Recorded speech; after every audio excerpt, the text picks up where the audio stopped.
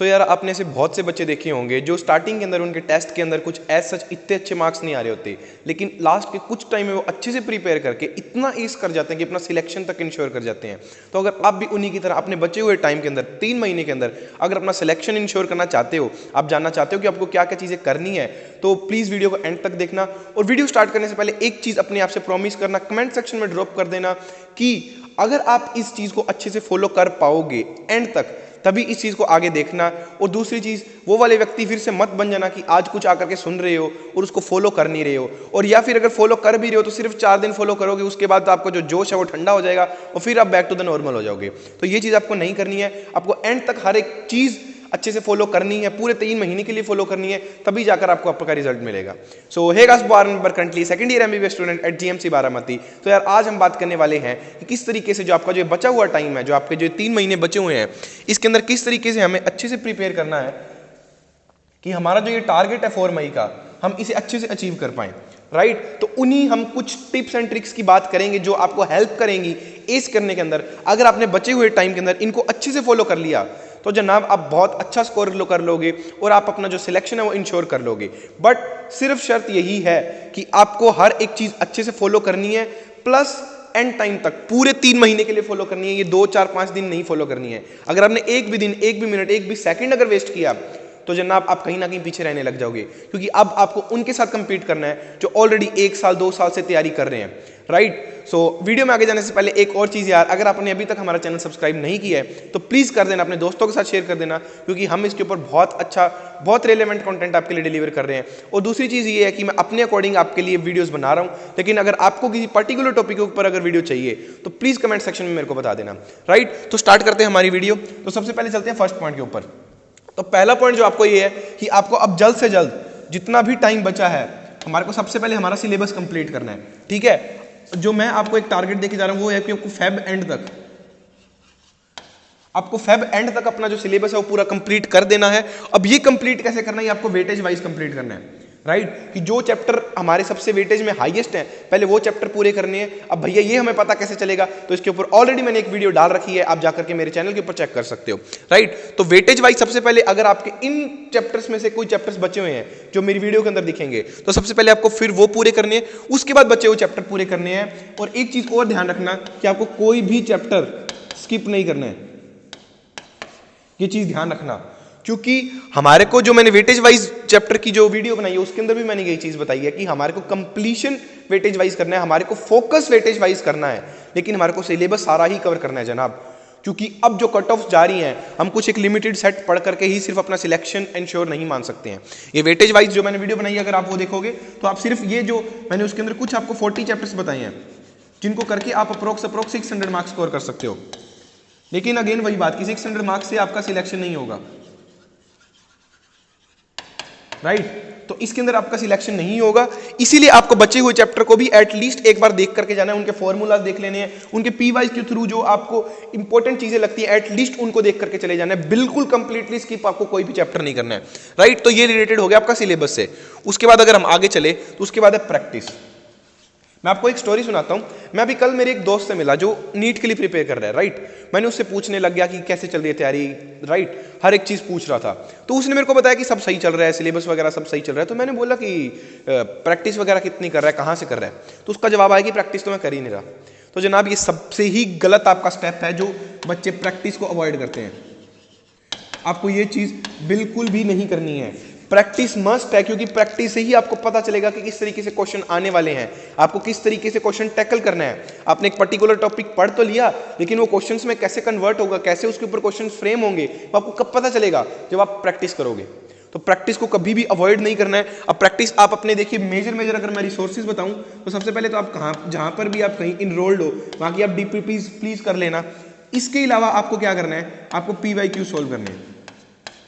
ये 2 चीजें करनी है। और पीवाईक्यू कितने रिलेवेंट है, अगर इनके ऊपर आपको एक वीडियो चाहिए तो मेरे को बता देना, मैं इसके ऊपर एक वीडियो डाल दूंगा पीवाईक्यूज को किस तरीके से सॉल्व करना है, ताकि वो एक भी आपका वेस्ट ना हो और इसकी रिलेवेंसी के ऊपर। राइट, तो ये चीज आपको बेसिकली प्रैक्टिस करनी है। और इसके अलावा आपको जो चीज करनी है वो है आपके टेस्ट।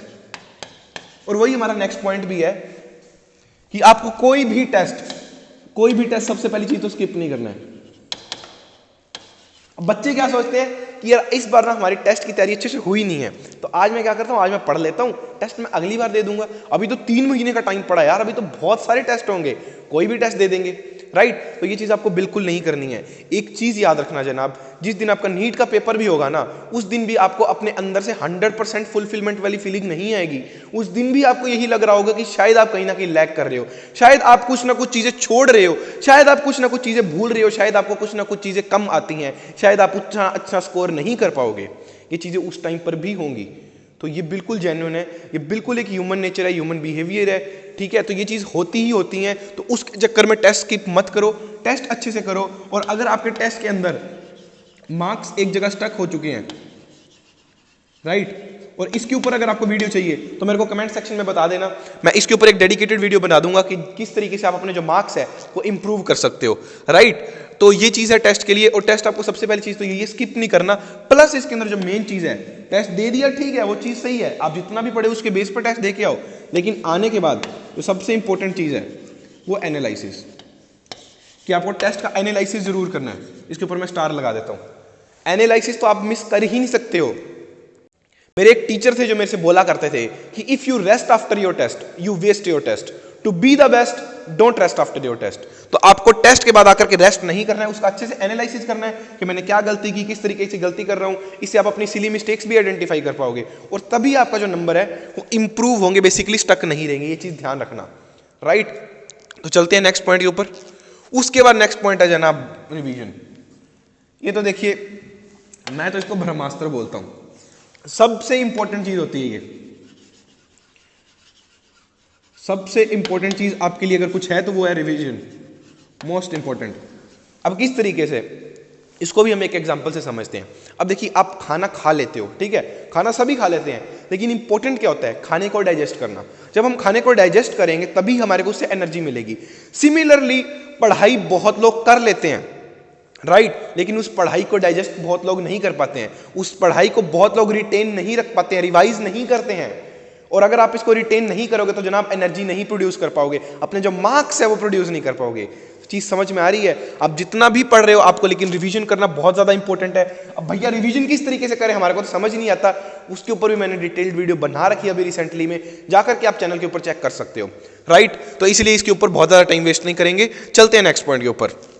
तो नेक्स्ट पॉइंट बेसिकली क्या है, शॉर्ट नोट्स।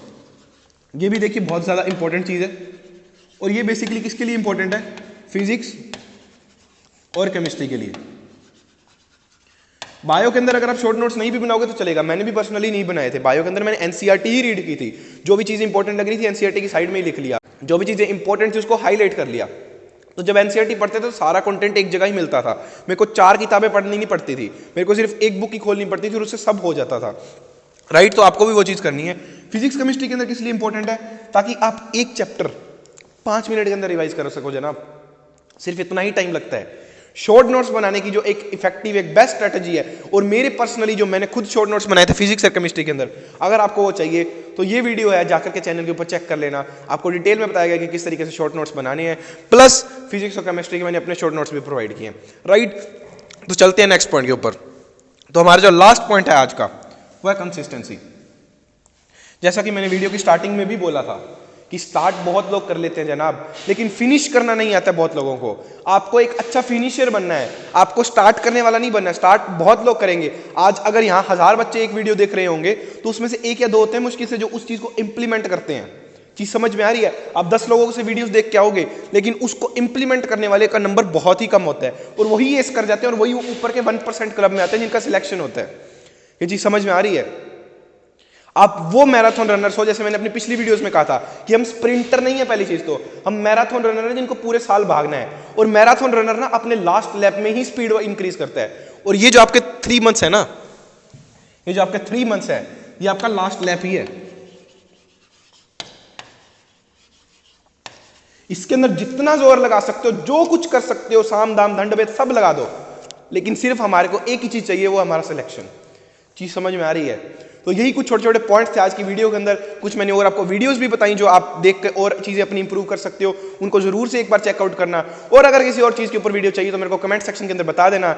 आज की वीडियो में इतना ही जनाब, मिलते हैं अगली वीडियो के दौरान, तब तक के लिए see bye, take care, have a nice day, thank you.